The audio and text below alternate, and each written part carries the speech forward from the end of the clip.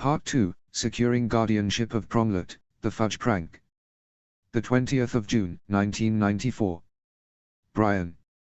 Cornelius Fudge greeted the solicitor warmly. "It's good to see you again." "It's good to see you too, Cornelius." Brian Cutter clasped Cornelius's outstretched hand and shook it firmly.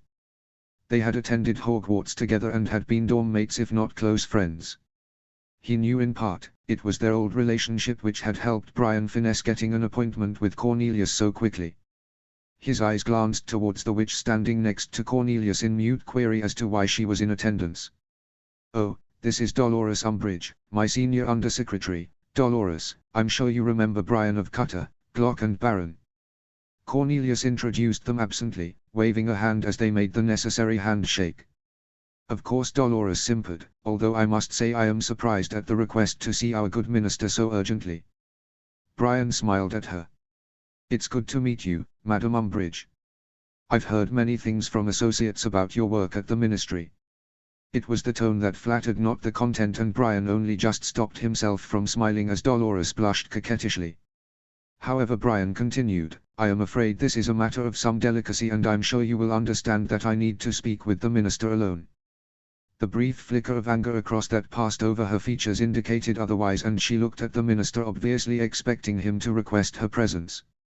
"It's fine, Dolores." Cornelius made a shooing motion at her towards the door. "I'll speak with you later if there is a need." Dolores gave a sharp, unhappy nod. She mouthed words of farewell to Brian and made her exit. Cornelius sighed. "My apologies, Brian. She seems to think I can't function without her, and truthfully she is very useful." Brian raised his wand. "Do you mind if I secure the area?" Cornelius raised an eyebrow. "My office is one of the most secure places in Britain, Brian. This is a matter of some delicacy." Cornelius finished. "Very well." Brian quickly set up the strongest privacy ward he could that would also render any listening or visual spying spells or artifacts useless. He took the seat Cornelius offered and declined an offer of refreshment. Instead he opened his briefcase and pulled out a single piece of parchment. Cornelius accepted it with a frown and began reading. "Mr. Cutter, I wish to retain your representation in the matter of Sirius Black.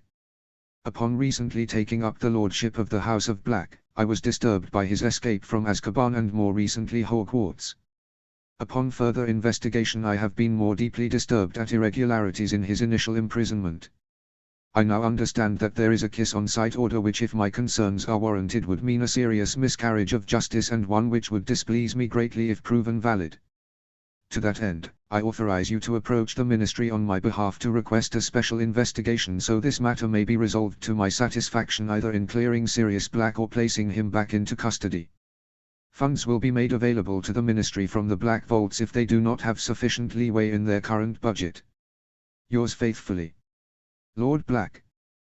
Brian watched as Cornelius set the paper down carefully on his desk. "There is a new Lord Black?" Cornelius asked. "Yes," Brian confirmed, "the letters I have received have carried the legal seal of the house. Gringotts have confirmed payment of our retainer from the Black Vaults." "I'm surprised," Cornelius said grumpily. "It was thought that the title would go to Lucius Malfoy's heir upon his coming of age. It is possible the Malfoy heir could have claimed when he was old enough, but there are others already of age in lesser-known lines who would have equal magical claim, as they descend from daughters of the house just as the Malfoy boy does. It has never been publicly known who the last Lord Black named legal heir," Brian informed him smoothly. Cornelius made an unhappy noise. "From our correspondence, I've ascertained that our client is abroad presently and wants this matter of Sirius Black cleared up before he arrives in England and presents himself to the Wizengamot." His client had agreed to allow that much about his identity to be shared, and Brian didn't question his caution. Not surprisingly when you think about it, as Sirius himself is probably still the rightful blood heir, as he is the issue of the primary male line. "I'm not sure there's anything to be cleared up," Cornelius argued, sitting back in his chair. "Sirius Black escaped from Azkaban and is a dangerous criminal responsible for the deaths of the Potters, the hero Pettigrew and those Muggles. Everybody knows that, and I am certain Lucius will challenge, on behalf of his son, this new Lord Black's claim to the house." There was a stubborn cast to his expression that Brian knew well from their school days. Brian figured he knew what the problem was. Lucius Malfoy had planned on gaining the House of Black's prestige and wealth for his son and undoubtedly had influenced Cornelius into a hardline position on Sirius, who was the blood heir. Lucius can't challenge on Draco's behalf, Cornelius, Brian murmured calmly. He has no legal or magical basis to do so, as the Black family magic has clearly accepted someone else. I can't see the Wizengamot allowing a challenge against family magic to be heard. It would create too much of a precedent. Additionally, Lord Black outranks Lucius. The Malfoys married into the Black family and so Lord Black has primacy under their marriage contract. Lucius will need to respect Lord Black's dictates, including those about Sirius Black. Cornelius assimilated that news with pursed his lips. Brian also knew the new Lord Black's political agenda could be guessed somewhat from Brian's appointment as his representation. Cutter, Glock and Baron generally represented neutral wizarding families. He could almost see Cornelius draw the correct conclusion that Lucius Malfoy was about to be neutered and removed as a person of influence in the political landscape, that the extreme pro-pureblood agenda Malfoy espoused was about to be challenged. He had a feeling that Cornelius would see the way the wind was blowing and do the expedient thing, support the more powerful Lord Black. I assume Lucius has been informed there is a new Lord Black? Cornelius inquired. Ah, Brian thought, pleased. Cornelius was trying to establish when he could go against Malfoy's wishes and side with Black openly. Family members were to be notified today and I understand that there will be a family meeting once Lord Black returns to England. Brian said. As I've said, I believe that Lord Black wants this matter of Sirius Black cleared up by then so that he can take his position publicly without having to comment on a situation he feels is ambiguous. He gestured expansively. He can't make a statement supportive of the ministry if he believes there is a potential miscarriage of justice in play. Cornelius hummed and sat back, contemplatively. There were questions raised when Black was captured at Hogwarts. I dismissed them at the time because it seemed so unlikely that he could be innocent, and the comments were made by children who had just undergone something of a traumatic event with a werewolf and a few dementors. He peered at Brian. Lord Black mentioned irregularities with the initial conviction. Brian hid his smile as Cornelius effectively asked to be given an excuse to open up an investigation. I examined the official records. There's an arrest sheet and some witness statements taken at the scene of the explosion, the evidence of Pettigrew's finger. The witness statements confirm Pettigrew shouted something accusatory at Black about the Potters, and then there was a blast near to Pettigrew. Black's wand was taken from him but it was never examined. The arresting Moody, noted Black appeared to be in severe shock with emotional mood swings ranging from hysterical laughter to, and I quote, agonized weeping. He did note Black had been overheard to mutter "it's my fault" in his hysterical state, but Moody also explicitly stated that it couldn't be deemed a confession as Black was in no condition to understand his legal rights. He took a moment to pause dramatically. The only other item in that file, Cornelius, is an order from Crouch, countersigned by Bagnold, to transport Black to Azkaban.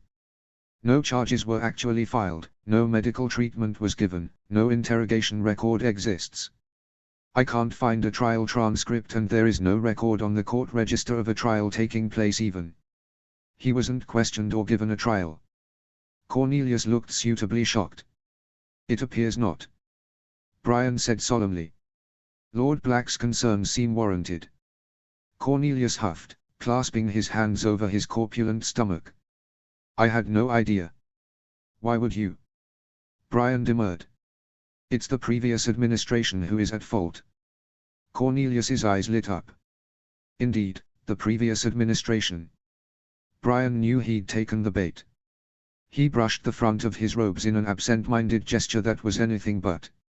Far be it for me to advise you on the way forward, old friend, but, no, I shouldn't. Please, Brian, if you can help me find a way through this difficult matter, I would be grateful. Cornelius said. I would hand this to Amelia Bones. She is in charge of the DMLE and the situation with Black is under her jurisdiction and the ERA office. Brian suggested calmly. Tell her about your discovery of the irregularities in the original case and to verify the claims the children made at Hogwarts. Say nothing publicly, or to anyone else, until she has completed her investigation and come to a conclusion. In the meanwhile, I will inform Lord Black you are moving forward with an investigation as he has requested. Cornelius blew out a long breath and nodded. He tapped her inter-office communications mirror on his desk and looked meaningfully at Brian, who hastily took down the privacy ward. "Amelia, can you come to my office immediately, please?" "Of course, Minister," Amelia replied briskly. Brian replaced the privacy ward as Cornelius tapped the mirror closed. "One more thing, Cornelius, I feel I should alert you to in regards to Lord Black." Cornelius nodded eagerly for him to continue. "He has taken control of Sirius Black's vault and has a copy of the Potter's last will and testament. Sirius Black is listed as Harry Potter's guardian in the event of their deaths should Frank and Alice Longbottom be unable to assume guardianship," Brian said crisply. "I've been instructed to prepare guardianship papers." He looked at Cornelius. "He believes as I do that Albus Dumbledore, who organized the current guardianship situation for the Potter boy, will seek to block any attempt to challenge it. In Brian's opinion, the sooner they got Harry Potter away from his Muggle relatives the better. He had met with Petunia Dursley the day before, and her willingness to sign away her rights to the boy on the promise of a bit of gold and a new house was alarming."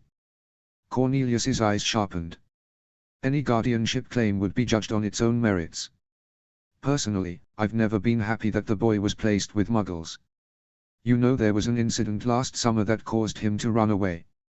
Brian was about to reply when there was a rap on the door and Amelia entered with sharp, efficient grace that spoke of her training. "You wished to see me, Cornelius?" Her dark eyes landed on Brian. "Brian." "Amelia." Brian stood and took her hand in his, placing a kiss against her knuckles. "Always a pleasure, but I'm afraid I'm here on business." Cornelius waved Amelia into the second visitor's chair and handed her the letter from Lord Black. She took it and read it through her monocle. She glanced at Brian and back to Cornelius. "Well, a new Lord Black will certainly put the cat among the pigeons. What are the irregularities to which he refers?" "Sirius Black never received a trial," Brian informed her. "Indeed," Cornelius said, "which is most troubling." He clasped his hands together and looked at her sharply.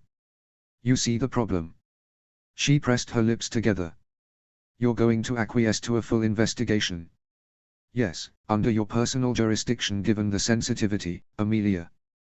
Cornelius cleared his throat. "When Black was captured at Hogwarts, Harry Potter claimed Black was innocent and Peter Pettigrew was alive. Obviously I didn't take him seriously at the time because, well, I believed he had been traumatized by Dementus and a werewolf and confounded by Black because everybody knows Pettigrew died and Black was his killer. However, now that I understand there wasn't a trial, I'm forced to reconsider whether Potter was telling the truth." "I see," Amelia said mildly. "I rather wish you had informed me or the ERA office while school was in session. Hogwarts broke up for summer last week. Potter's probably back with his Muggle relatives and I can't see Albus Dumbledore giving up the address." "Perhaps there were other witnesses present?" Brian asked smoothly.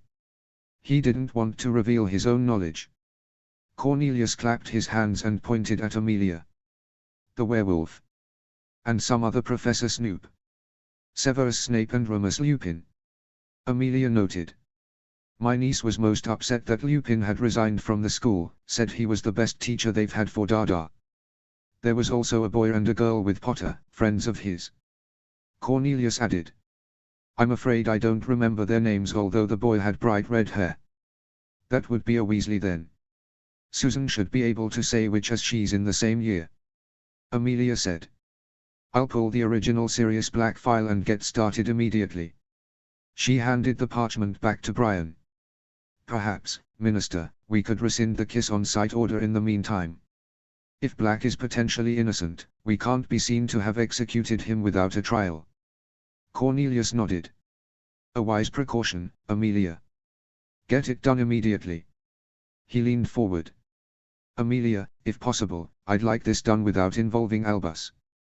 He seems to overreact to anything to do with the Potter boy, and there seems some evidence that the House of Black could challenge for guardianship of Potter according to the terms of the Potter's will." Amelia sneaked another look at Brian. Brian nodded. Sirius Black was named as a potential guardian in the event of the Potter's deaths. Frank and Alice Longbottom were first, which at the time must have made sense. They were married and settled with a baby of their own, unlike Black, but now. "Indeed," Cornelius said sympathetically, "they are hardly able to take Potter." But if the new Lord Black is suitable, we would have to take a claim seriously. I understand, Amelia said dryly, rising to her feet. I'll be discreet. Reports to myself only, Amelia. Cornelius waited until she was out of the door before he turned to Brian, who had stood at the same time as Amelia. I'll update you as soon as I receive news. Please convey my apologies to Lord Black for the irregularities and thank him for bringing them to my attention. Brian shook hands with Cornelius. I will, Cornelius, and thank you for your time and your efforts to resolve this. Should I arrange for the funds to be transferred? Cornelius smiled. A donation to assist would be appreciated. Brian left the ministry smiling. Lord Black was going to be a happy man. Oh. Reg swept into the dining room, did a fly over Remus, and landed next to Sirius. Sirius swiped his hand on a napkin and took the dangling letter. Lord Black. Fudge has taken the bait. Brian.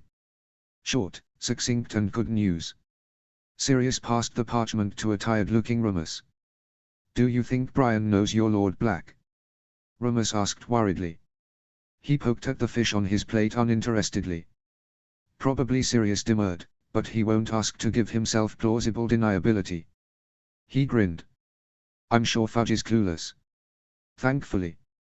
Remus agreed dryly.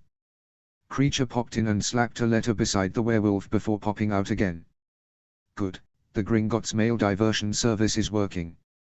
Remus said with relief. All other owls except Hooter, Reg and Hedwig would get diverted to Gringotts, who alerted Creature to collect the letters. He opened the parchment and nodded at Sirius. I'm to present myself to Madam Bones to give a statement about the events at Hogwarts concerning Sirius Black. He tilted his head. Tomorrow she doesn't waste time. Good, Sirius said, because I've lost too much of it already. Amelia frowned at the diagram on the parchment in front of her, the unspeakables mock-up of the street and explosion that Sirius Black has supposedly caused. The unspeakable had noted that the spell Black had used would have had to travel through Pettigrew to impact directly behind him. Of course, perhaps the spell had been overpowered, obliterated Pettigrew, although the lack of physical evidence of his demise beyond a finger and a blooded robe was bemusing, and then struck. But the angles were wrong. The impact suggested the spell had been shot from directly above. Unfortunately, there was also the small problem that Black's wand, which Amelia had retrieved from evidence storage, showed only a stunner, some disillusionment and stealth spells, which made sense if he was hiding from Mirrors, and an infant healing charm, which she assumed he had used on the Potter child. According to his wand, Black hadn't blown anything up.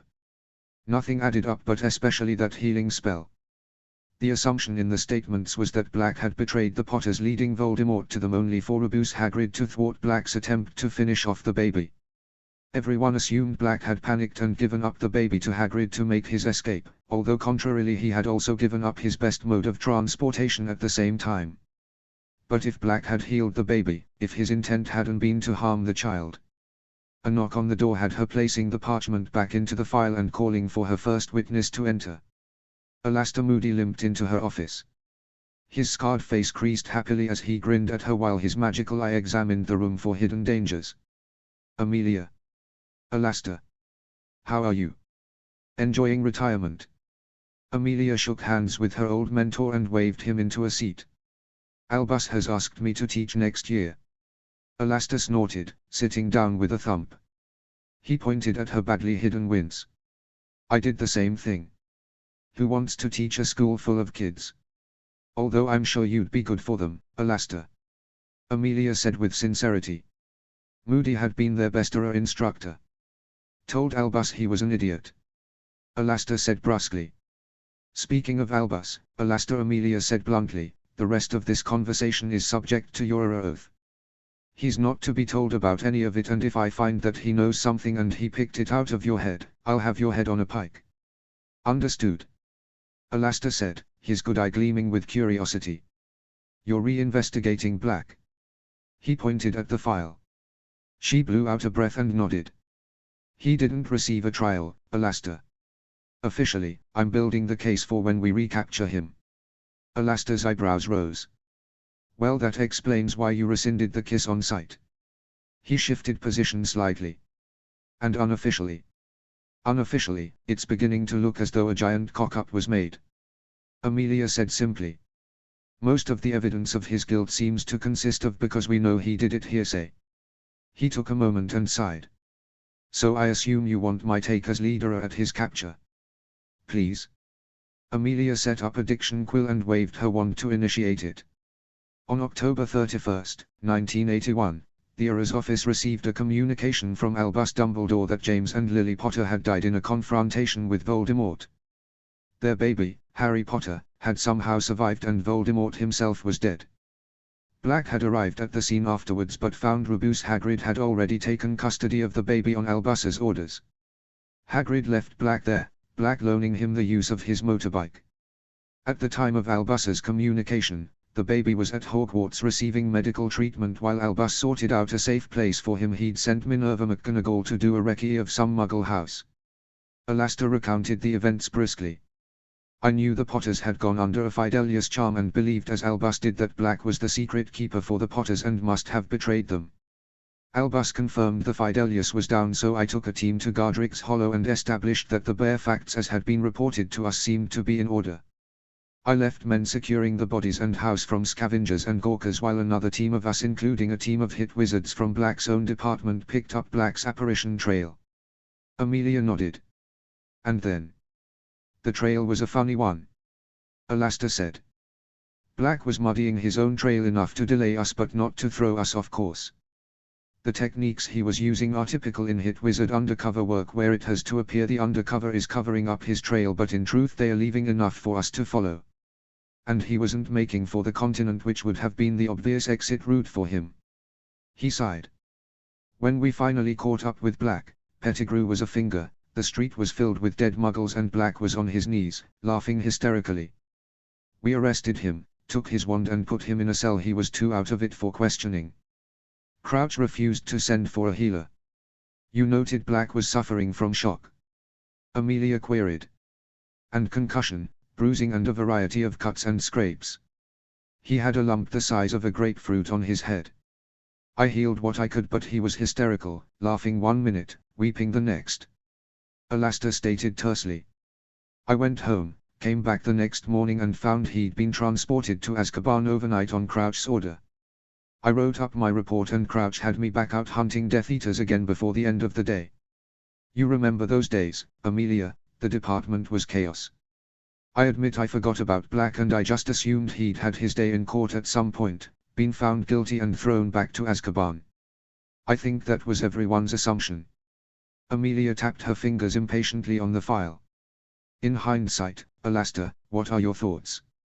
It never made sense to me that Black betrayed the Potters. Alastor answered after a long silence. James Potter and Sirius Black were brilliant as partners through the hit wizard boot camp training we did back then. The idea that one would betray the other was inconceivable.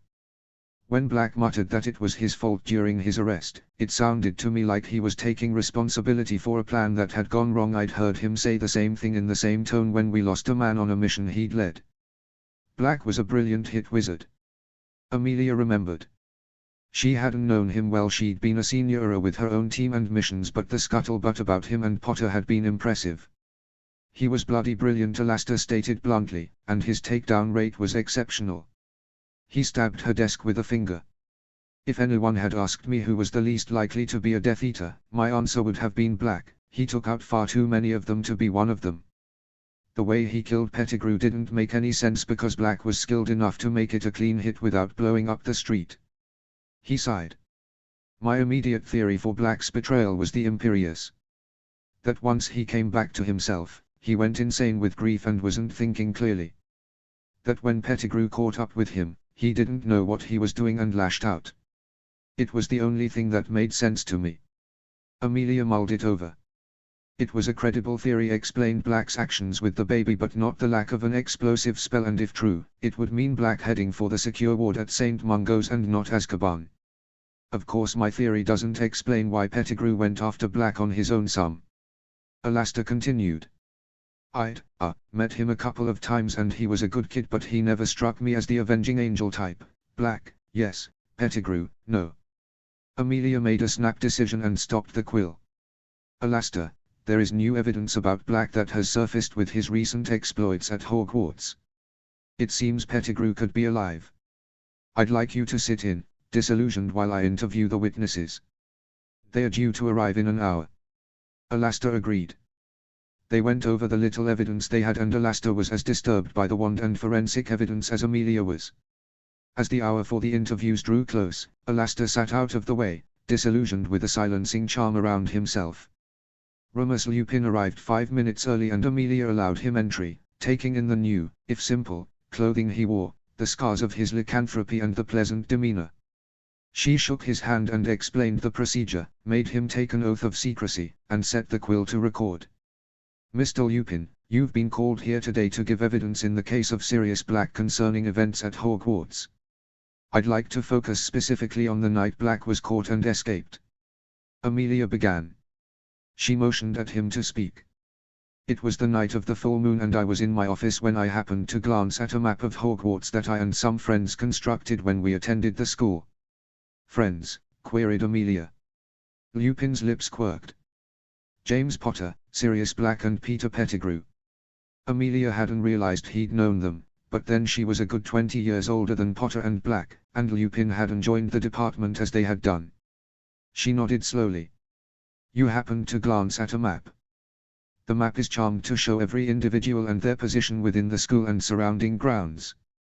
I noticed that Sirius and Peter were both on the map very close to Harry Potter and his friends. Lupin winced slightly. I was shocked to see Peter, as I had believed like everyone else that he was dead. Your testimony is that he's alive? Amelia asked pointedly. Oh, he's alive all right. Lupin growled. I immediately realized that Sirius was innocent of killing him, and if he was innocent of killing Peter, then... Amelia inclined her head in understanding. You wondered if he was also innocent of killing the Potters? Lupin gave a small nod of acknowledgement. Yes, and why Peter had felt it necessary to lie about his continued existence. I ran out to the Shrieking Shack to confront Peter and Sirius. He picked up the glass of water Amelia had supplied and drank a sip. When I got there, Peter was still in his rat form. He's an animagus. Amelia interrupted. Yes, and he'd been living for years as the Weasleys' pet rat. Lupin breathed in deeply, clearly trying to control his anger. Severus Snape turned up, and well, Severus has a history of bad blood between myself, Sirius and James. He was determined to capture Sirius, and his behavior alarmed the children. The children's disarming spells went awry and he got knocked out. We finally confronted Peter and the truth came out. Peter had been the secret keeper. Peter had known Sirius knew he had betrayed James and Lily and so set him up. It was Peter who cut off his finger and blew up the gas main in the Muggle Street. Peter transformed into a rat immediately to escape the explosion, disappearing into the sewers. What happened then? Amelia prompted when he fell silent. We bound Peter and started back towards the school, only I'd forgotten about the moon, and as soon as I got outside. Lupin grimaced. Sirius was able to run me off and ensure I didn't hurt anyone. It was entirely careless of me. But unintentional. Amelia noted. I'll have to make a note of the incident in your official registration file, as this statement will be a matter of public record, but I'll also state that it has been explained to my satisfaction and you're cleared of intentional harm. Thank you. Lupin said, somewhat embarrassed. Please continue. Amelia prompted. Well, I'm not sure what happened next as I was in my werewolf form, but I've been told Peter escaped. He sighed heavily. I woke up the next morning to the reports of Sirius escaping and the news that the minister had refused to believe his innocence without Peter to prove it. He paused. I was, devastated about that. It was my fault Peter got free, and to think Sirius has been innocent all this time and locked away in Azkaban. His head snapped up and he looked at Amelia firmly. I'm willing to take Veritaserum to confirm my testimony, and I can provide a memory if you have a pensive. Thank you, that won't be necessary at this time. Amelia replied quietly. Have you had contact with Sirius Black since your departure from Hogwarts? Lupin reached into his robes and pulled out a piece of parchment. He handed it to her. It was blank. She looked at him questioningly. Tap it with your wand and say, I solemnly swear that I am up to no good. Lupin suggested, wrestling with a smile. Amelia followed his instructions. A short number of words filled the page. Black was somewhere sunny, safe. He wanted Lupin to keep an eye on Harry. She waved her wand over the parchment, but her detection spells for tracing came back negative. Sirius Black had done a good job of hiding his trail. She put the parchment down and considered Lupin carefully. "I'll have to keep this. I thought you might." She reached over and stopped the quill. "Thank you for your testimony," she said. "If Black contacts you again, please tell him that we're investigating the original case, and if he turns himself in, we'll make sure he gets fair treatment. The kiss on sight order has been cancelled. I have to admit to being surprised that you're investigating at all," Lupin said. "From what I was told, the minister was convinced Severus's version of events was the only one that mattered. New evidence has come to light that has made the minister revise that opinion," Amelia said smoothly. "Hence the questioning. Will you be interviewing Harry and his friends?" Lupin asked as he got to his feet. "And Severus presumably. Miss Granger and Mr. Weasley are due in for questioning this afternoon, and I decided to speak with you all first before bringing in Professor Snape," Amelia said. Susan's recount of the gossip from Hogwarts about what had happened had indicated a rift between Snape and the other witnesses. Moreover, it was a matter of public record that Snape had been Albus Dumbledore's spy in the Death Eaters, and she was concerned if she contacted him, Dumbledore would get wind of the investigation and seek to poke his nose in it. Harry, however. "Unfortunately, I have no address for Mr. Potter, as that information is held by Dumbledore on a need-to-know basis only. I have the address if you want it." Lupin gestured towards some parchment and Amelia offered him a quill. He scribbled it down. "I would advise you that Harry's relatives deeply dislike the wizarding world. It may be better to write or telephone the Muggle way to agree a suitable time." He motioned with his wand over the parchment. "It's charmed so only you can read it now. I agree with Albus Inasmuch that Harry's whereabouts should be kept need to know, but Harry would want to help Sirius. I assume Dumbledore gave you the contact details as an old friend of the family," Amelia commented, thinking about Lupin's advice on Harry's family and what it meant for the boy who lived's home environment. Lupin shook his head. "Albus refused me access for Harry's safety, I'm sure. But I know Petunia's name. I'd met her through Lily, of course. It isn't hard to track her down with Muggle directories." Amelia shook her head, trying to make sense of that. "I see." She stood up and he followed her to the door. She shook his hand and kept hold of it when he would have pulled away. "My niece was most disappointed you left Hogwarts. I hope you've found a new position." "I have, but my employment oath prevents me from saying anything further," Lupin replied without hesitation. Amelia was intrigued but let him go. She was about to close the door when she saw Arthur Weasley walking down the corridor with his son. She waited and ushered them inside. Ronald Weasley's story gave additional context to how they'd all ended up in the Shrieking Shack, Black ambushing him, and how they had all ended up in the infirmary, Dementus attacking, which was a horror story all of its own. But it also substantiated the main part of Remus Lupin's evidence. Peter Pettigrew had lived as the Weasleys' rat for years. He was alive. He was responsible for the deaths of the Potters and the Muggles, not Black. Arthur was pale after the boy's tale, his freckles standing out sharply. He had kept a hand on Ronald's shoulder throughout in silent paternal support. "Does this mean Sirius will be set free?" Ron asked at the end of the interview.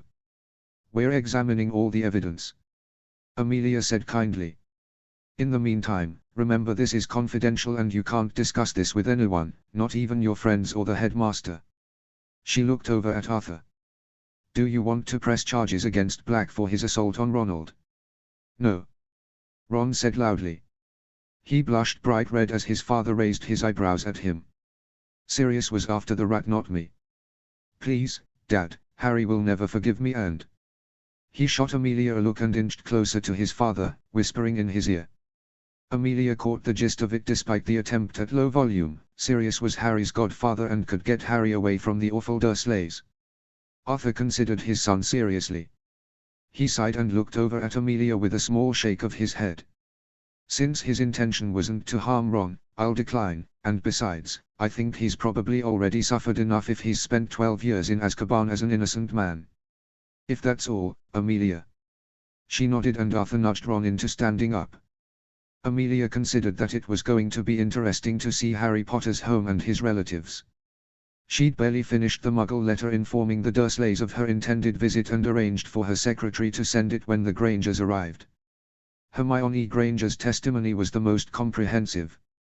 She confirmed everything the others had said, and added a tremendous amount of detail that spoke to an eidetic memory. She also expressed hope of Sirius being cleared for Harry's sake.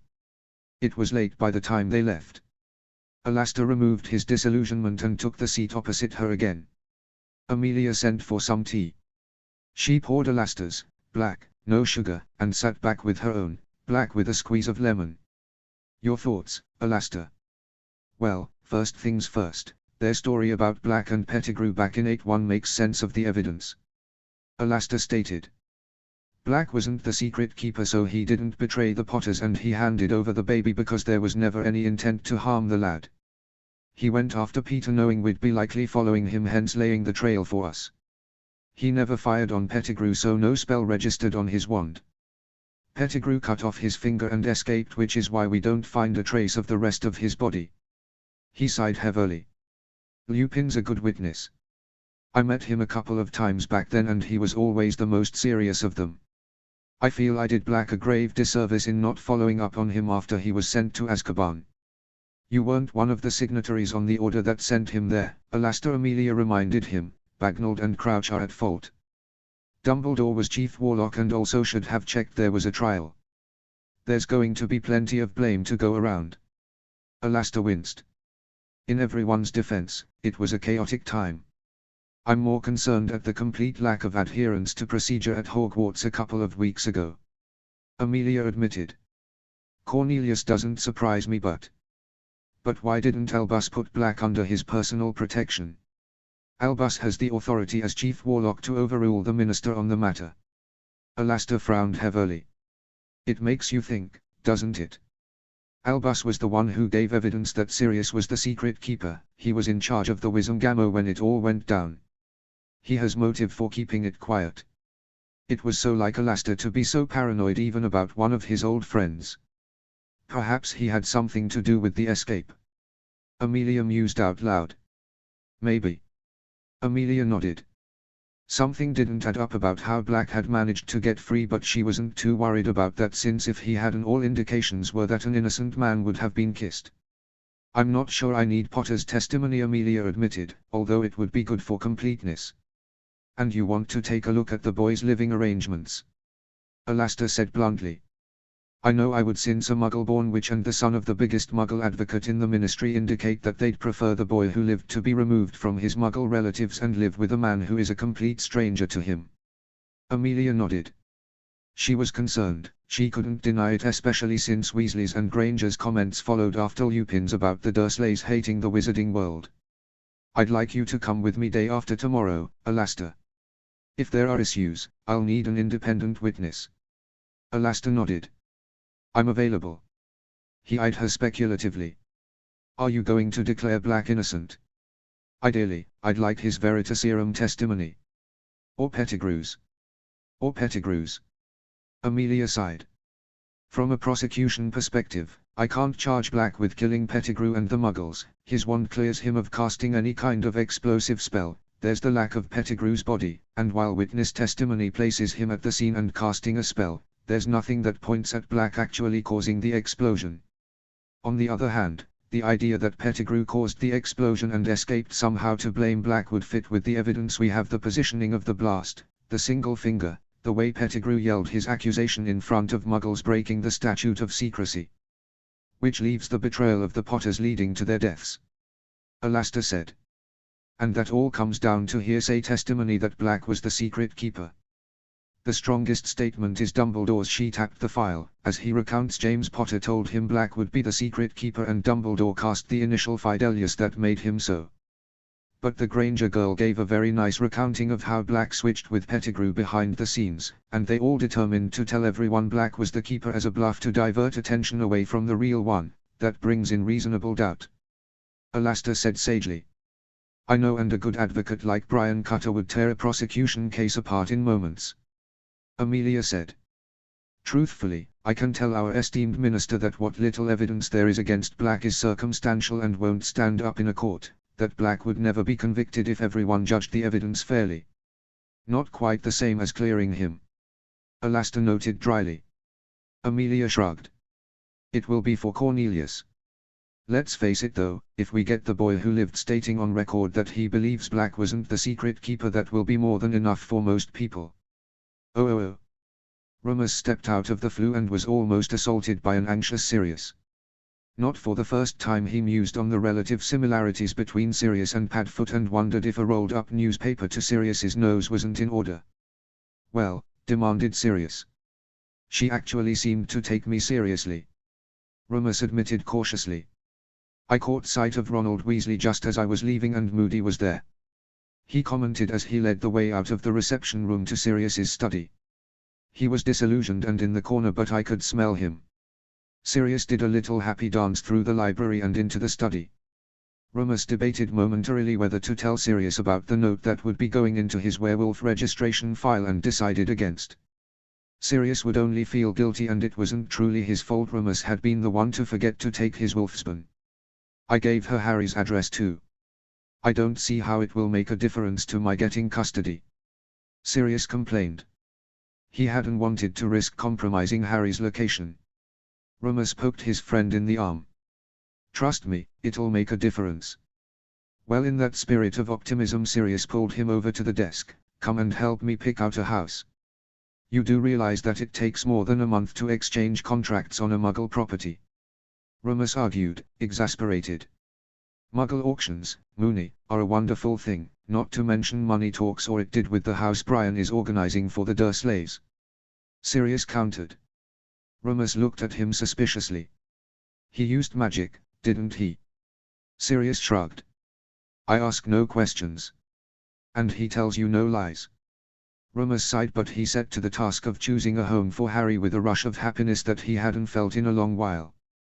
Chapter warning of mention of abuse. Oh. The Muggle house looked prim and proper with a pretty front garden filled with roses. It was not the type of place where Amelia had envisaged the last of the Potter line residing, never mind the boy who lived.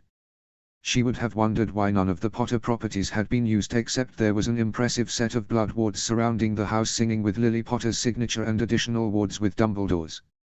It explained why Dumbledore had placed Potter with his aunt, and Amelia had always understood keeping the address need to know, but it didn't explain why there wasn't a record of visitations to confirm the child was safe. Alastair had told her that he'd taken the precaution of offering to check out the wards when he'd gone to talk with Dumbledore the day before about his Hogwarts job offer. Dumbledore had refused, but as Alastair pointed out to Amelia, his old friend would not be surprised that Alastair had ignored him, tracked down the address and gone ahead with his offer anyway. It gave them a wonderful cover for their visit if Dumbledore had some means of monitoring the residence Alastair couldn't see. Amelia glanced down at her smart brown pantsuit and nodded to Alastair, who had actually taken the time to transfigure his usual garb into a badly fitting Muggle suit and trench coat. His magical eye had been charmed to appear normal to a Muggle. He rang the doorbell and they could both hear the echo in the house. A few moments later, Petunia Dursley answered the door. Amelia blinked. Any resemblance she had expected to see between Lily Potter and her sister disappeared immediately. The horsey brunette in front of her could have been deemed handsome perhaps, if she lost the snooty air and sour expression. Petunia Dursley. I'm Amelia Bones from the DMLE. I sent you a letter. Yes, I received it. Dursley sniffed.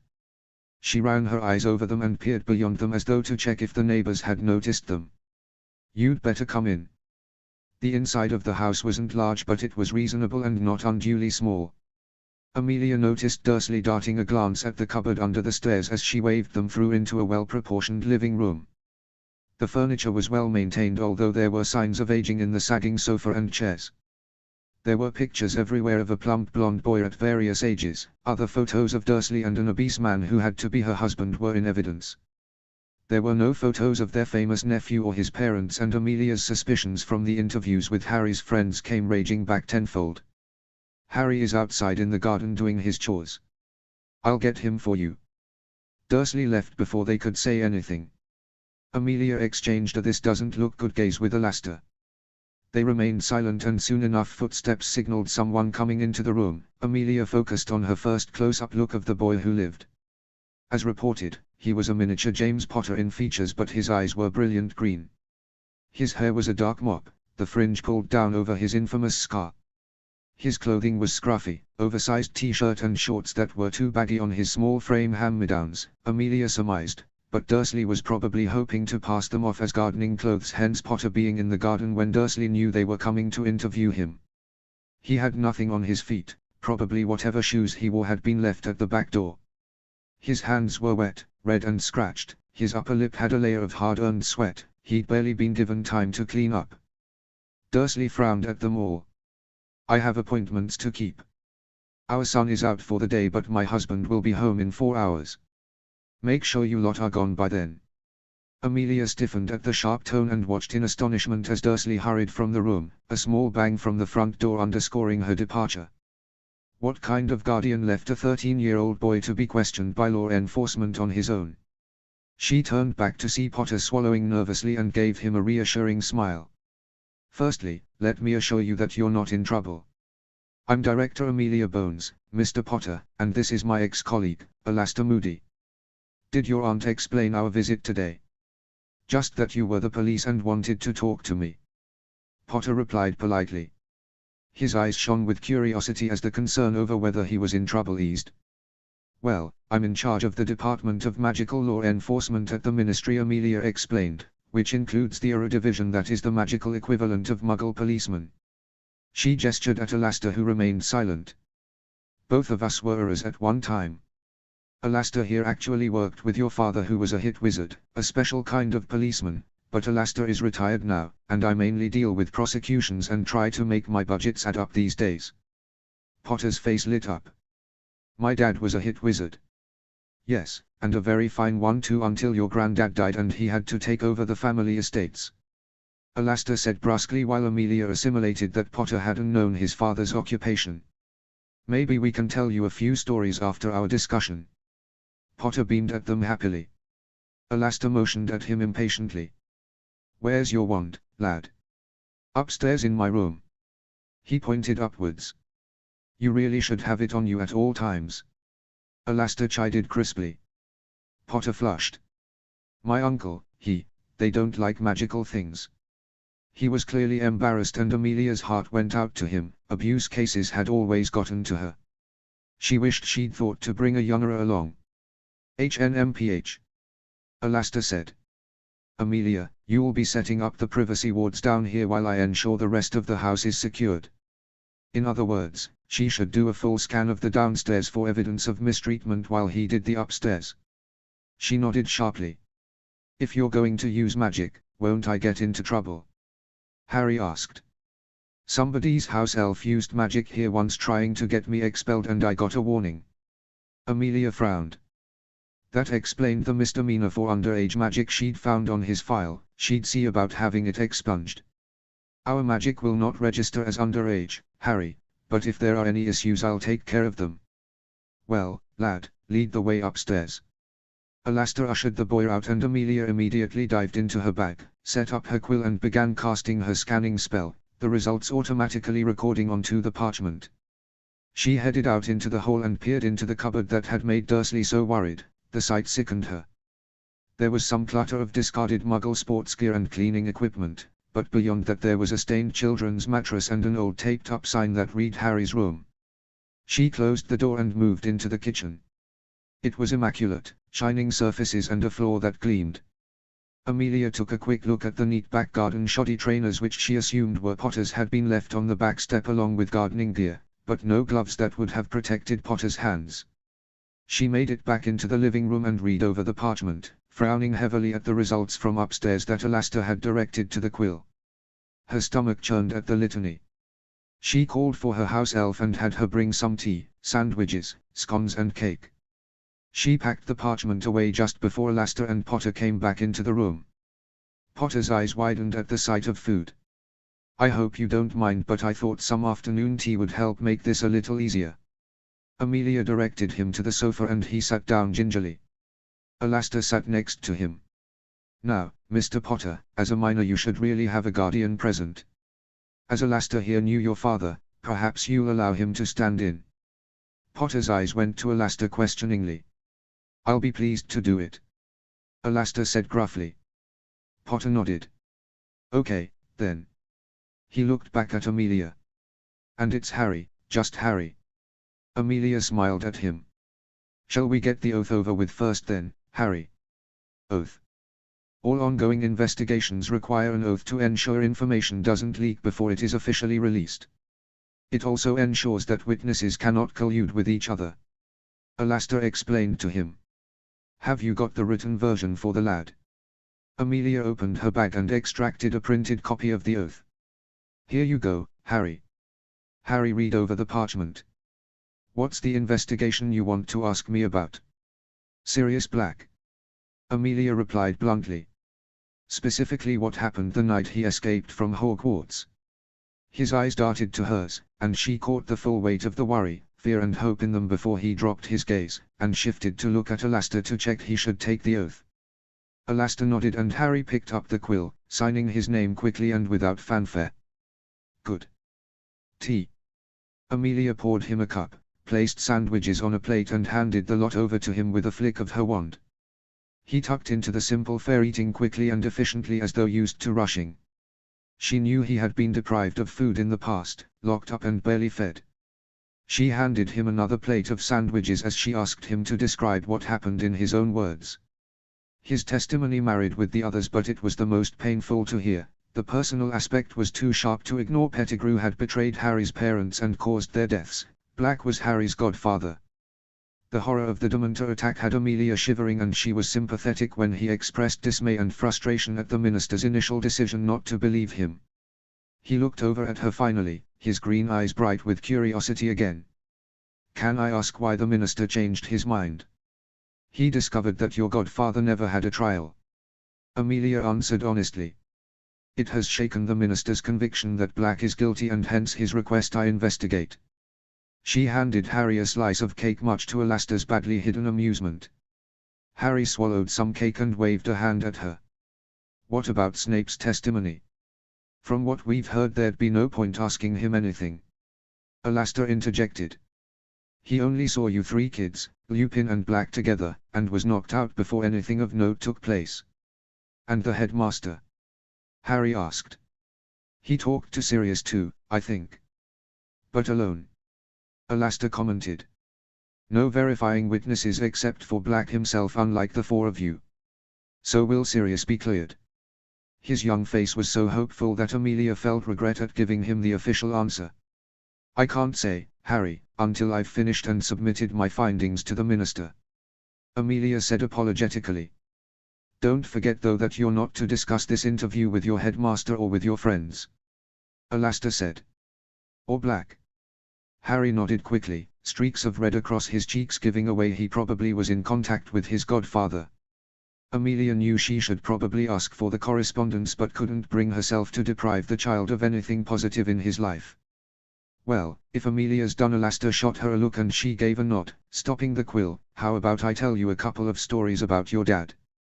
Harry's demeanor brightened.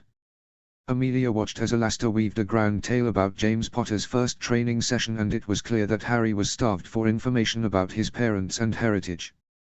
What was Albus Dumbledore thinking? 3 stories later, and Amelia brought a reluctant halt to the afternoon. Alastair paused on their way out and dug into the pocket of his trench coat. He motioned for Harry to give his arm and placed a wand holster on it. He pushed Harry's wand into place. Practice releasing it from the holster, he said roughly. And remember to always wear your wand. You can hide it beneath your shirts now. Harry grinned at him. Thank you. Remember. Alastair wagged a finger at him. Constant vigilance. Harry replied back promptly with a cheeky grin. Amelia rolled her eyes because Alastair had jumped on the opportunity to indoctrinate another person into his paranoia. It's been good to meet you, Harry. She shook his hand as they said goodbye and left the house. Amelia couldn't help feeling wretched that she was leaving Harry Potter somewhere she was certain was completely unsuitable. She and Alastair exchanged another look. They had a lot to talk about, but none of it was appropriate for discussion on a public street. They walked down the road towards an alley where they could apparate without being seen. A grey-haired woman hovered at the corner of Privet Drive and Wisteria Walk. She broke into a trot upon seeing them, and Amelia noticed she was followed by a cat Noah Niesel. Amelia frowned at the tartan carpet slippers that the woman wore. "Alastair Moody," the woman called out in greeting. "Albus said you might be stopping by today." And suddenly Amelia was very grateful Alastair had taken the time to provide them with a cover story. Obviously the woman was Dumbledore's spy in the neighborhood. "Arabella Figg," Alastair said politely. "It's been a while." He didn't introduce Amelia and she kept quiet. "You don't really think Black's still a threat, do you, Alastair?" Figg asked hurriedly. "Albus said his sources place Black abroad." "As do mine," Alastair answered. "But you know what I always say. Constant vigilance." Figg said obediently. "Do you want to use my flue?" "A private place to apparate would be appreciated, Arabella," Alastair said, glancing at Amelia. They all walked briskly to Figg's house. It smelled of Niesels and boiled vegetables. Amelia found her nose wrinkling but otherwise hid her reaction. As soon as the door was closed, Alastair started with the questions. "I take it you've been watching over Potter a while?" Alastair asked. "Since December '81. Figg replied. "Albus asked me to keep watch and report anything suspicious wizards in the area, that kind of thing, give him any updates on Harry that I could gather. It was the least I could do for Albus after, well, you remember. We caught a glimpse of Potter in the garden," Alastair continued, "bit thin, isn't he? And I thought his folks left him money. You wouldn't know it by the way he dresses." "Well, children can be fussy eaters," Alastair Figg said, avoiding their eyes, "and who knows what the youngsters consider fashionable these days." "Do you really believe that?" Amelia blurted out, unable to stop herself. Figg sighed and her mouth drooped. "The Dursleys are perfectly horrid muggles, I'm afraid. They've never treated Harry the same as their own son, although some might think that was a blessing. Albus warned me when I complained to him the first time I babysat Harry for them that they might not be as caring towards him as we would wish, but he was certain that they would do right by their nephew in the end." "You babysit the boy?" Alastair shot Amelia a look that told her to keep quiet. "Not very often these days. He's getting old enough to look after himself, or so the Dursleys would have it. Obviously I follow Albus's instructions not to reveal I'm a squib or about you-know-who or about the wizarding world, but it's difficult and, well, I've thought it best that he didn't enjoy being with me too much, otherwise the Dursleys probably would send him somewhere else." Amelia badly wanted to hex the woman. She had lacked the compassion to make Harry's life better when he stayed with her, and followed Albus Dumbledore's word as though it was law. And why hadn't Figg reported any of the mistreatment she had to have seen? At least someone was making regular reports about the boy's welfare to the proper authorities. Alastair said briskly, obviously thinking along similar lines to herself. "Oh, Albus made the official reports. He and I didn't have anything formal, Alastair. I just contacted Albus every so often, usually just after I'd babysat Harry." Figg's eyes crinkled as she smiled.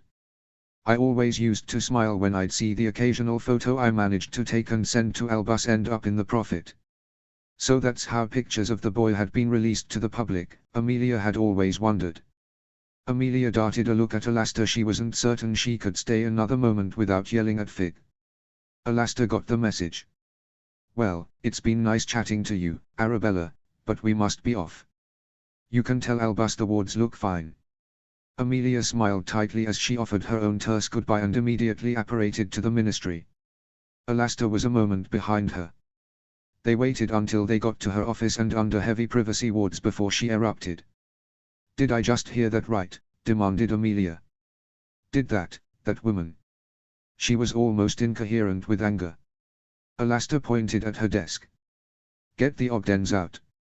She did, and by the time she'd knocked back one drink she'd regained some measure of control. "You have to understand, Arabella's not been wholly with it since her husband and her son were killed standing right next to her in a Death Eater attack on Diagon Alley," Alastair said, nursing his own drink that he'd poured from his flask. "Her husband was a friend of Albus's, so Albus looked after Arabella after his death, made sure she got her inheritance despite her being a squib, and set her up properly in her new Niesel breeding business. Hence her loyalty to him. Amelia sighed heavily, her ire slightly tempered with Alastair's explanation. Unfortunately Albus could tell her that grass was pink with purple dots and she would believe him. Alastair agreed. So, having heard from Albus when she first got there that the Dursleys wouldn't treat the boy well, it probably never occurred to her to tell him again because she thought he knew. He sighed. As for her convoluted thinking that giving the kid some affection when she watched him would mean the Dursleys wouldn't bring him back. He grimaced. Well, your guess is as good as mine. She could be right. Amelia conceded. The Dursleys would probably be that petty. She poured herself another drink. The results from the scans are horrifying. He lived in that cupboard under the stairs for years and there was a long list of verbal abuse and minor physical injuries. They periodically starved him, Alastair, sending a kid to bed with no food as a punishment but taken to an extreme. He nodded. He has the smallest of the bedrooms upstairs. There are locks on the door outside, evidence that there were bars at the window at one point. I would guess he's been locked in before. His furniture is broken, dilapidated. He barely has enough clothes to justify a wardrobe, all of them seem second-hand. His school clothes are good quality but they're in his trunk. He keeps his valuables under a loose floorboard under the bed. He has food stored there. In case they lock him in there again. Amelia rubbed the back of her neck. Any other child, Alastair, and I would have removed him from that house already. Even I know you're going to need to be politically savvy about this. Alastair comforted her. Look, Albus and I have been friends for a long time and he is a great wizard but he's not infallible even if he sometimes thinks he is. He sipped his drink. He messed up. He obviously knew the Muggles might have an issue accepting the lad as their own. He dismissed the first report of mistreatment from his agent who then failed to report further incidents, and he failed to check on the lad himself. Then, as the boy's headmaster, he's failed to see the signs of abuse since Potter started at Hogwarts. The boy's far too thin for his age, somebody should have noticed. Or it's been ignored. Or it's been ignored.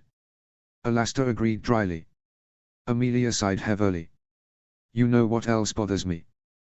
That he didn't know his dad was a hit wizard. Alastair suggested. It bothered me, I can tell you. Well, yes, that too and Amelia, but what I was referring to was something Brian Cutter said to me about the new Lord Black. Alastair's eyebrows shot up his grizzled forehead. A new Lord Black. And he's hired Brian Cutter. She explained about the letter from Lord Black to Cutter, the meeting in Cornelius's office, and saw that he got the political implications immediately. Moody had never been stupid. Cutter has a copy of the Potter's will and Sirius Black was named, after the Longbottoms, as guardian. She put her glass down and gazed at Alastair. Albus Dumbledore took illegal custody of Harry Potter, placed him with the Muggles, and failed to ensure that one of the named guardians on the will got a trial. I can see how it doesn't look good, Amelia Alastair admitted, especially in light of the fact that he didn't place Black in protective custody at Hogwarts either, but I don't think Albus would deliberately keep a man in prison for 12 years if he knew he was innocent. Not even for his vaunted greater good. Amelia asked pointedly. Alastair conceded that with a huff. Admittedly, Albus can justify almost anything to his greater good but not something unquestionably wrong. Keeping the boy behind blood wards where he might be unsafe from his relatives, no. Keeping the boy behind blood wards where he might be unloved, yes.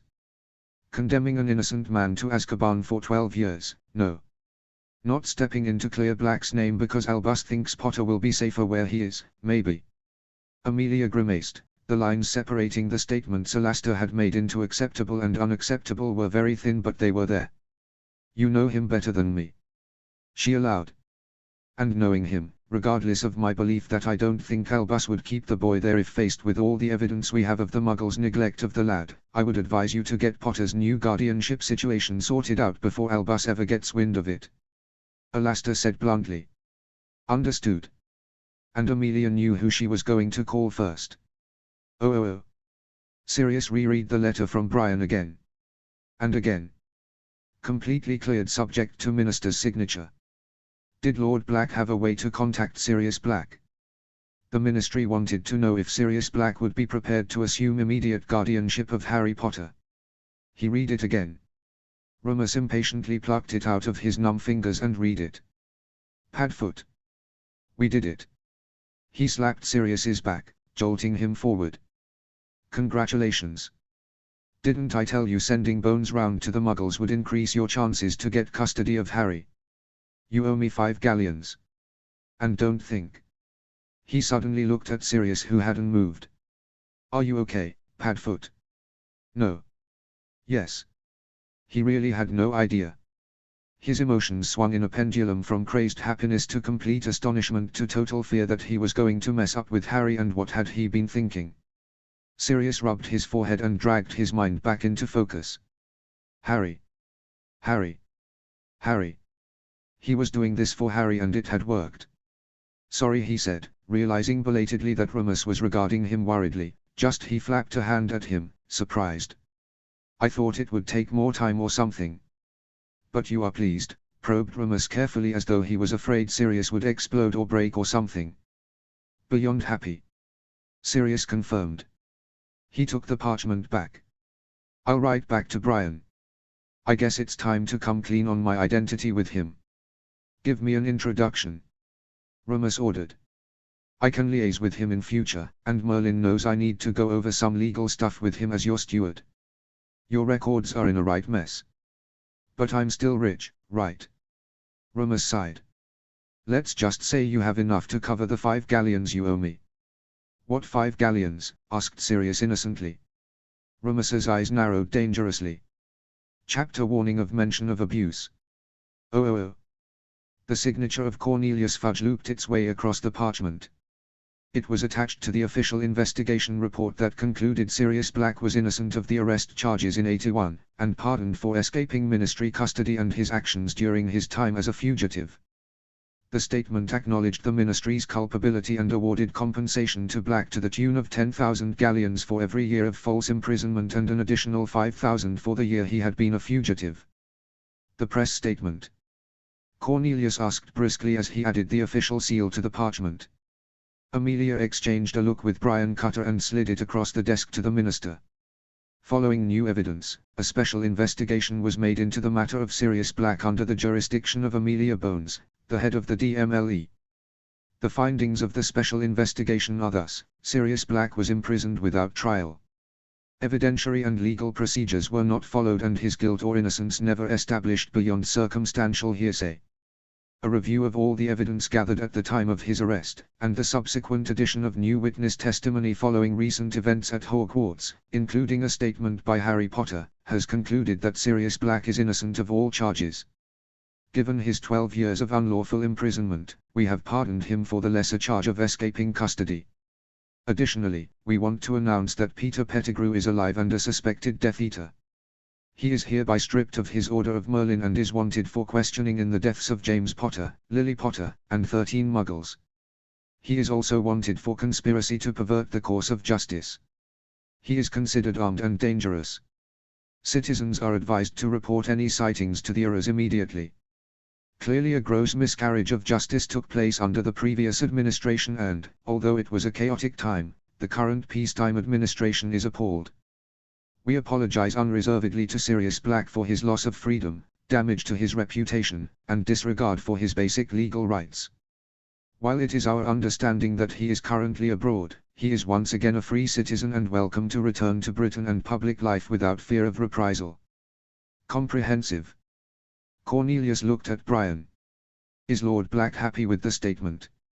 He is, and he's very happy to have this matter cleared up so quickly. Brian said. It's a shame that we can't make a joint press conference. Cornelius said with a longing look at the statement. Lord Black wants full credit given to the ministry. Brian said firmly. He'll make a positive statement to that effect as soon as he claims his seat in the Wizengamot. Do we have a date? Cornelius asked tentatively. Probably at the next session, which is scheduled for a week on Thursday. Brian replied promptly. He has expressed a desire to meet with you prior to that.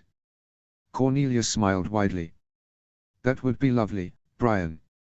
Minister Amelia cleared her throat, regaining Cornelius's attention. There is another matter that has come to light during the investigation. Oh. Cornelius looked dismayed and his gaze flickered to Brian and back to her. Perhaps we should speak about this in private. Actually, I'd like Brian to stay as the topic relates to the guardianship of Harry Potter. Amelia withdrew a second report from her bag and handed it to Cornelius. It had taken her the better part of the previous evening after her return from Surrey and most of the rest of that day to finish the report and get things sorted with Brian. This report is highly sensitive and details findings related to Harry Potter's current situation. Broadly, it concludes that he should be removed from his current guardians due to evidence of neglect, emotional abuse and some additional minor physical abuse. My goodness. Surely not. Cornelius didn't open the folder. I mean, I know there was a problem last summer, but I thought that was down to the stress of the situation with Black. That problem last summer, Minister, was indicative of the way his guardians treat him generally, without respect for Harry, for his parents or for our kind. The woman admitted she insulted the Potters before she was obliviated. Amelia said dryly. Additionally, one of the reversal squad noted in his report that if it wasn't against the new Muggle Protection Act he would have been sorely tempted to blow the Dursleys up himself after being subjected to their prejudice and scorn. Amelia. It gets worse, Cornelius. Amelia interrupted him. Albus Dumbledore had Rubeus Hagrid take Harry Potter from Sirius Black on the night of the Potter's death. That was part of Dumbledore's own statement given to the Earls. He was responsible for placing the boy with Lily Potter's Muggle relations. Now, there is some evidence that he had good reasons, most to do with Harry's safety at the time, but he circumvented the system. The Wizarding Orphan Office wasn't apprised of the placement and so no follow-up visitations were performed. He also disregarded the will, which a source today told me would have been challenged by the Longbottoms had they not been incapacitated in a Death Eater attack. Brian added. Add to that the fact that Dumbledore was Chief Warlock when Sirius Black was denied a trial and placed in Azkaban unlawfully, and his recent unwillingness not to have insisted on due process when Black was captured at Hogwarts, one might surmise that he has ulterior motives. Additionally, Harry has all the signs of an abused child, but the staff at Hogwarts seems to have missed them. Amelia said with exasperation. Cornelius looked torn between panic at the Harry Potter had been abused, and glee at how badly Dumbledore had erred. And the Ministry doesn't come out of this smelling of roses either, since the Wu should have followed up on Harry Potter's placement regardless of Dumbledore's lack of notification. He's the most famous orphan in our world. Not to mention more should have been done to investigate the incident last summer. Amelia warned him. Cornelius, she said strongly, it would be a political nightmare for everyone if it came to the attention of the press that Harry Potter was mistreated by his Muggle relatives and nobody in authority noticed or did anything to address the issue, especially when Dumbledore is in the thick of it and you've met the boy yourself.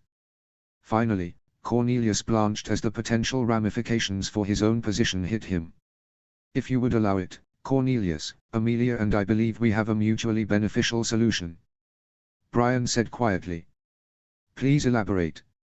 Cornelius rallied, but a dull flush remained on his face. As you know, Lord Black was already planning to challenge for guardianship, Brian began, and I believe his own investigations raised questions about the suitability of Potter's Muggle guardians. Now that the investigation into Sirius Black has concluded and he has been cleared, Lord Black wants to push ahead with guardianship being awarded to Sirius Black as per the Potter's will. Cornelius sat back surprised. Lord Black will openly support Sirius Black then? As I recall, Black Sirius, I mean, was a Dumbledore supporter and considered persona non grata by the Black family. I think it's clear from Lord Black's initial actions here that he has a different political agenda than the family's previous reputation, Brian said, and as Sirius is the boy's godfather, he has first claim. Executing the Potter's newly discovered will to reward guardianship to Sirius Black would be a relatively simple matter. Amelia pointed out. My main concern, as I've expressed to Brian, is Black's health after his time in Azkaban and a year on the run. I would say that we would only award guardianship on the condition that he receives medical treatment. How do we even know the man wants to assume guardianship? Cornelius asked, sitting back with a contemplative expression. Once Amelia contacted me, I immediately wrote to Lord Black. I received a reply from Sirius Black himself confirming his request that I represent him in the matter of the guardianship of his godson. Brian explained. A flicker of suspicion infused Amelia for a long moment, long enough that she only caught the end of Cornelius accusing Brian that Lord Black had harbored a fugitive. Under the old law, Cornelius, a head of house, could offer sanctuary to any member of his family. Brian said mildly. But either way, there's no evidence that Lord Black knew where Sirius Black was at the time he engaged my services to approach you about instigating an investigation. It's all moot anyway, Amelia inserted before Cornelius got too wound up.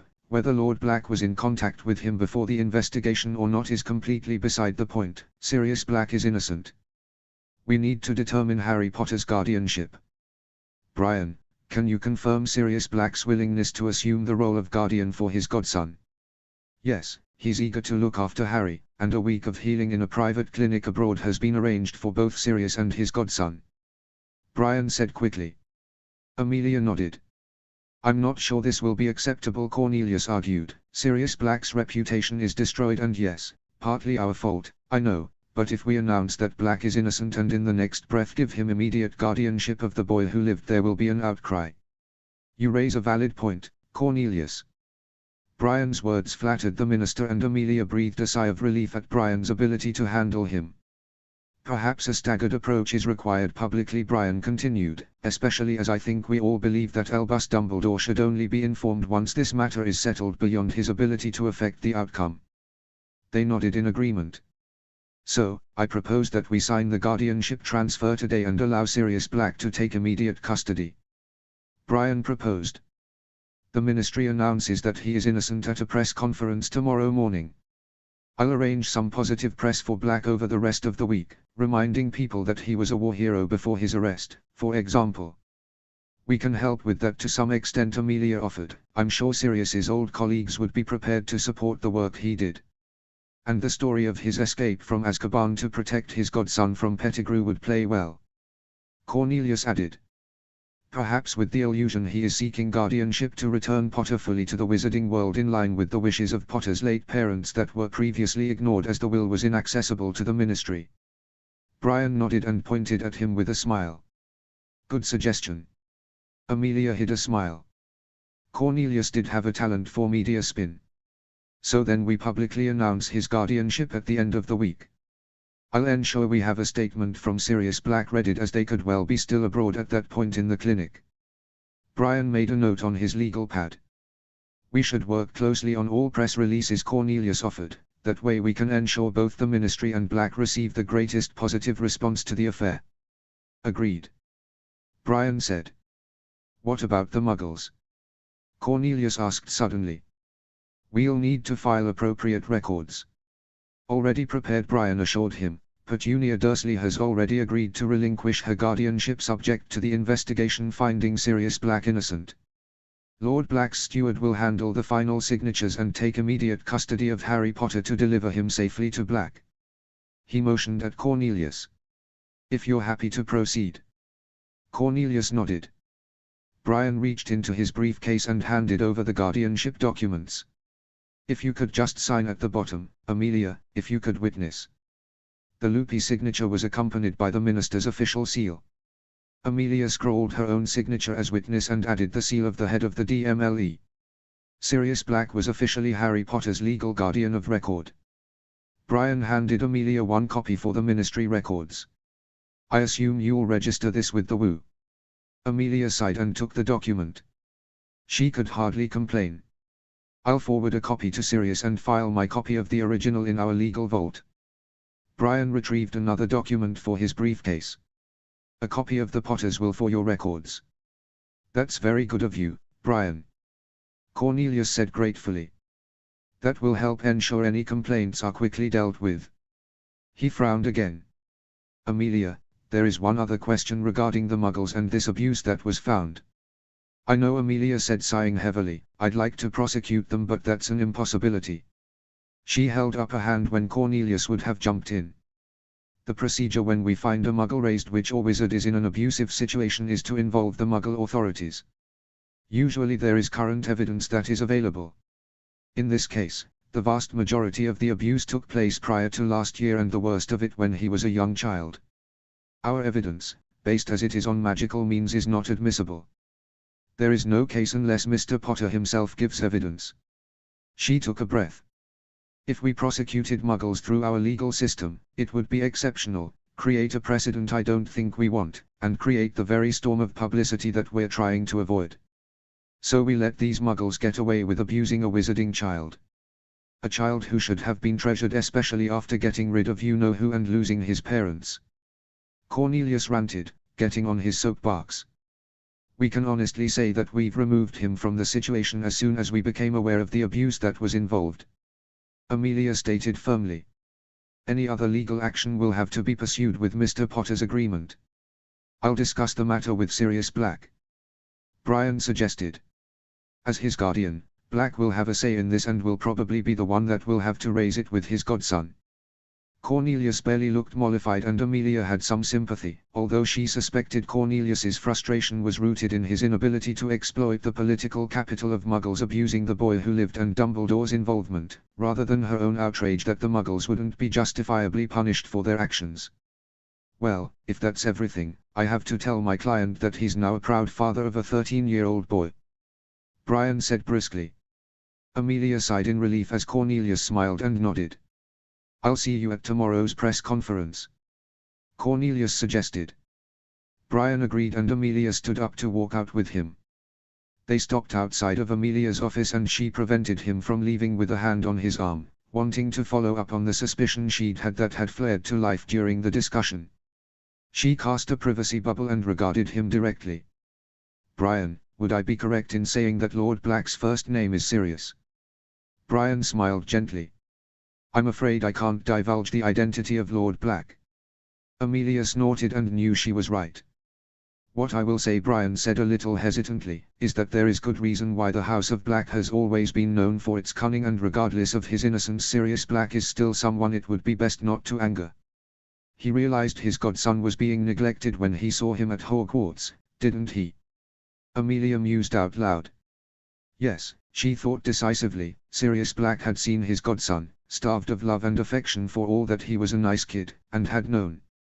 And he couldn't do anything, not as a fugitive, but as Lord Black, that he had taken the measures he had and devised a way to clear his name, all to protect his godson, impressed her anew and made her feel even more confident that her decision to award him custody had been the right one. Brian smiled at her again and tipped his hat as he made to leave. I think Lord Black is going to shake things up. Amelia let down the bubble and smirked back at him. Tell your client I look forward to it. Oh. Harry finished washing the baking potatoes and set them out on the counter to be pricked before they went into the microwave.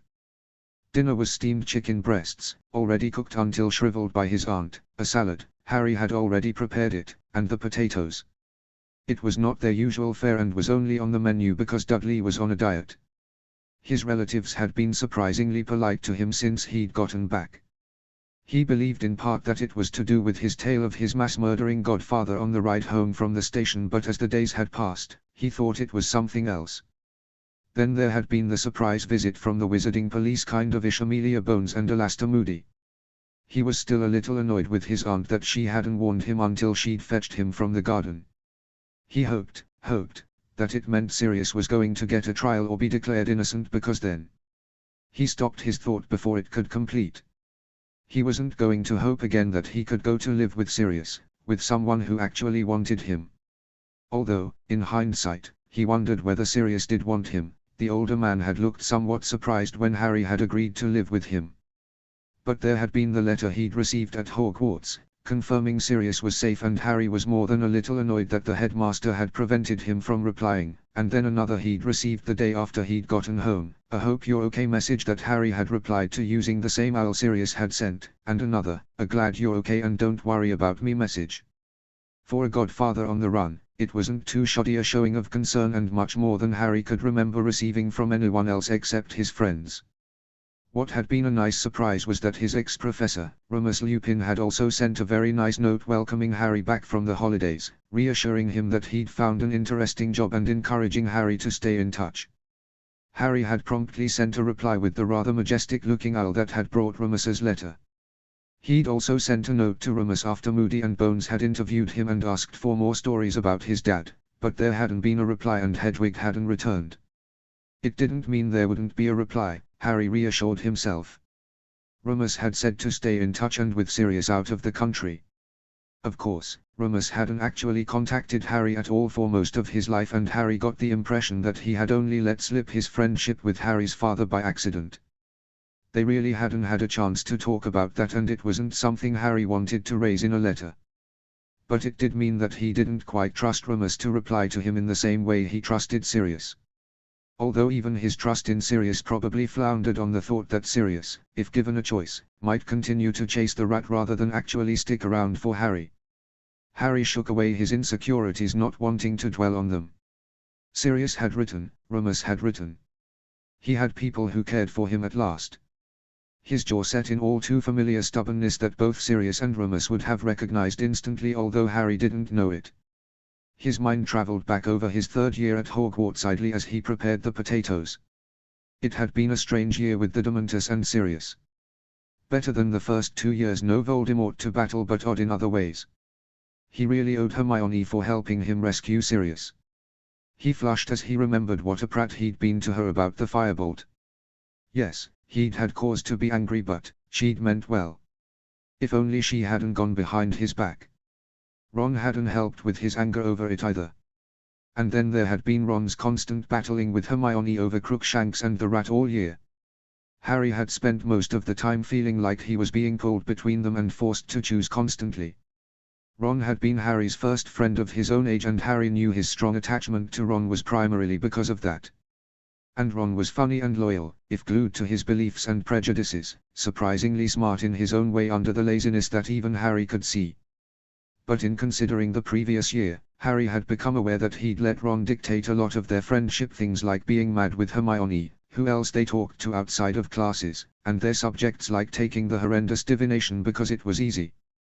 Maybe he could try for a little independence from his first friend, Harry considered. He trusted Ron not to drop him just because Harry made a few decisions for himself, like giving up divination so he didn't have to hear about how horribly he was going to die every week, and taking a different subject, maybe ancient runes or ophimancy. He should send a note to Professor McGonagall and ask if it was possible. Hermione would probably appreciate having him take one of the subjects she was interested in. And he did owe her. Besides, Hermione was his second closest friend, and really Harry had no idea how he would have gotten through his studies for the past 3 years without her. Not to mention the traps around the Philosopher's Stone, not to mention working out it was a basilisk that was petrifying people, not to mention rescuing Sirius. She really was amazingly smart. He should appreciate her more, even if her bossiness sometimes drove him round the bend. He could try to be a better friend to her. He wouldn't mind making more friends, Harry mused absently. Oh, he liked to think he was friendly with most people in Gryffindor when they weren't considering him the heir of Slytherin, and he was mates at least with the Quidditch team, especially Fred and George, and with his dorm mates. But he knew he wasn't the easiest of people to be friends with between his unwanted fame and the trouble that seemed to follow him around. At least Ron and Hermione had stuck with him through thick and thin. Quality was more important than quantity, Harry determined, but still, 1 or 2 other people to hang around with wouldn't be a bad thing. Before he could set the microwave's timer, the telephone rang. Harry didn't investigate his chore was dinner, and it was more than his life's worth to deviate from it, not to mention the call was unlikely to be for him. He could hear his aunt answer, her strident voice carrying down the hallway. He found his mind wandering to the interview with Moody and Bones. Bones had been nice, strict but kind. She kind of reminded him of McGonagall. Moody though had been bloody brilliant. He hadn't made a fuss over the locks on the door or the pathetic bedroom Harry had. More importantly, he'd told him stories of his dad. He couldn't believe that his dad had been a hit wizard. He wondered what career his mum had chosen. He'd ask Sirius or Remus. Asking his aunt was an invite to trouble. Speaking of said aunt, she suddenly poked her head through the kitchen door. "Leave that and go and pack all your things in that trunk of yours." Petunia snapped. "I'll explain on the way." On the way to where, and what about dinner? Harry grumbled to himself as he went up the stairs to his bedroom. He hadn't been refused lunch, but the meager sandwich and apple had been hours before, and his breakfast had been minimal, a quarter of a grapefruit. He packed his trunk quickly. He hadn't truthfully unpacked a great deal of it. He picked up Hedwig's cage. She'd find him wherever he went. He struggled down the stairs and was briskly directed by his aunt out to the car. He put his trunk and the cage in the boot of the car, and had just closed the boot lid just as his aunt came out of the house. Betty Doon called out a greeting from the other side of the street and hurried over. Why Petunia, wherever are you off to at this late hour? Family emergency. Petunia said crisply, putting the keys into her handbag. Oh you poor thing. Betty said, but her eyes gleamed more with glee at having some gossip than genuine concern. Is there anything I can do? Petunia shook her head. Thank you anyway, Betty. We must be going. She speared Harry with a look. Get in the car and none of your nonsense. Harry made his way around the car and climbed into the back seat. He wasn't actually allowed in the front. He waited until his aunt had taken the driver's seat and put her seatbelt on before he cleared his throat nervously. If this is about Aunt Marge, perhaps I should stay here. Harry offered. He couldn't think what other family they had who could possibly have had an emergency. This isn't about your Aunt Marge. Petunia said. Now be quiet. I need to focus on driving. She rarely drove anywhere, preferring his uncle took the responsibility. Harry thought about asking what was going on again, but decided it was probably best to keep quiet. They drove out of Little Whinging and took the main road towards Greater Whinging, the neighboring town that was more affluent. His aunt had always wanted to live there. They took another turning, then another. They passed through the center of Greater Whinging and made towards the countryside outskirts. At the end of one long winding road, his aunt took a left into a shady street with old trees weighed down with heavy branches of bright green leaves. They pulled into the driveway of a large house. Petunia ordered him out. Harry went to get the luggage. He wasn't certain what was going on, and keeping calm seemed like a good strategy.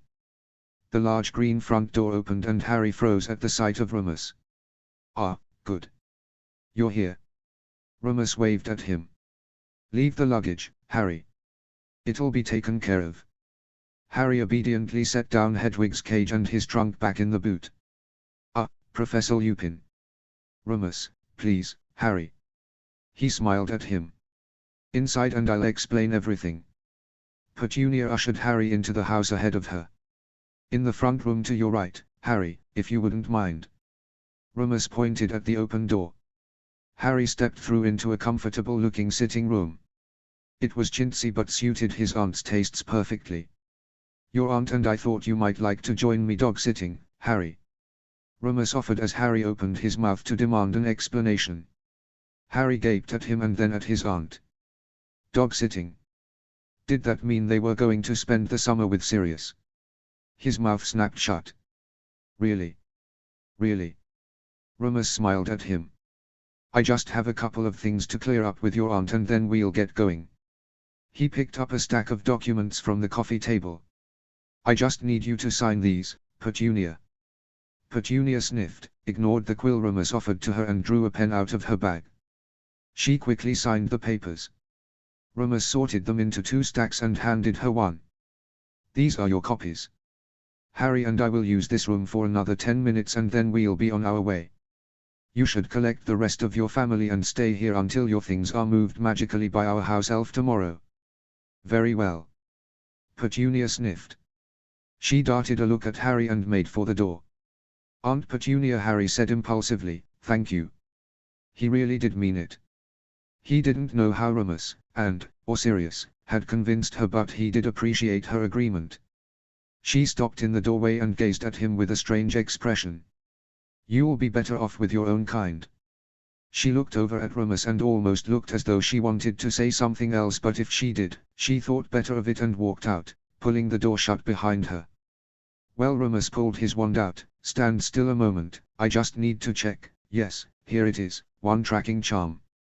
He plucked a mouse from his pocket, tapped Harry and then the mouse. Creature. A house elf popped into the room and Harry took a startled step backwards. Creature, can you take this mouse to, I don't know, York, and leave it there, please? Remus asked politely. Creature nodded sharply, took the mouse and disappeared again. Right. Now, Creature's already delivered your trunk and Hedwig's already there, so it's just us. Remus grinned at him and handed him a piece of blank parchment. The blankness disappeared as soon as Harry touched it, words scrolling across the paper. Mr. Padfoot invites Harry Potter to 12 Grimmauld Place. Now, keep the address firmly in your mind, Harry. Remus said. He held out a dog's chew toy. Take hold of the toy.